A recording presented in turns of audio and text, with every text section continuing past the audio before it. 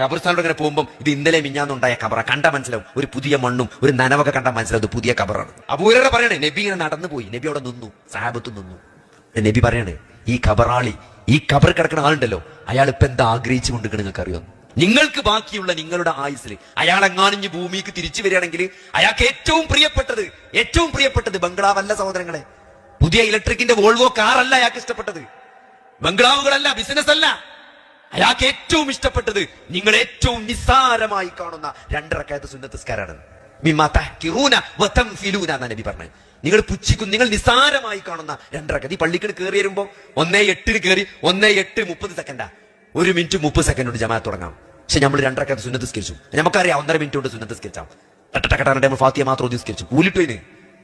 അതാണ് ഏറ്റവും നിസ്സാരമായ 2 റക്അത്ത് സുന്നത്ത് നിസ്കാരം. അതാണ് ഈ കബറാളിപ്പ് ആഗ്രഹിച്ചു കൊണ്ടിരിക്കുന്നത് നബി പറഞ്ഞു കൊടുക്കുകയാണ്. വേറെ ദുനിയാവല്ല. അങ്ങനെ ലോക്കായി നിൽക്കുന്ന ഒരു അവസ്ഥ നമുക്കൊക്കെ വരും. കബറില് നമ്മളെ മേലെ കൂടെ ആൾക്കാർ നടന്നു പോകും. ആ സമയത്ത് സഹോദരങ്ങളെ, ഇതിപ്പൊ പറഞ്ഞെന്തിനാ? അത് സഹാബത്തിനെ പറഞ്ഞെടുക്കണേ.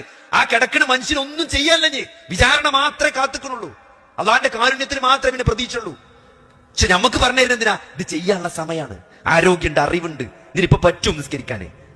അതുകൊണ്ട് നഷ്ടപ്പെടുത്തരുത്. ആ ഒരു ബോധം ഉണ്ടാകണം.